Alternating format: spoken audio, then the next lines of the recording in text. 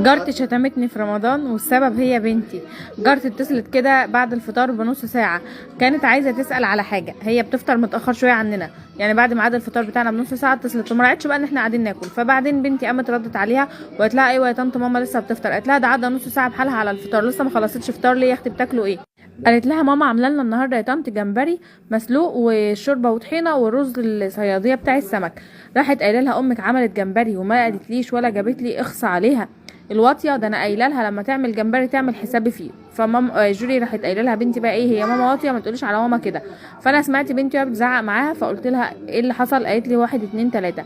فرحت انا بقى كلمت جارتي وبقول لها انت ليه بتشتميني؟ قالت لي عشان قايله لك لما تجيبي جمبري عرفيني. قلت لها ما انا عرفتك يوم ما كنت نازله سوق السمك وقلت لك تعالي معايا ننزل نشتري، قلت لي لا انا مش فاضيه. هو انت كنت عايزاني ايه؟ انت ما ترضيش تنزلي تشتري وانا انزل اشتري مثلا واجيب لك معايا؟ هو الجمبري رخيص علشان اعمل حسابك؟ اتقمصت مني وزعلت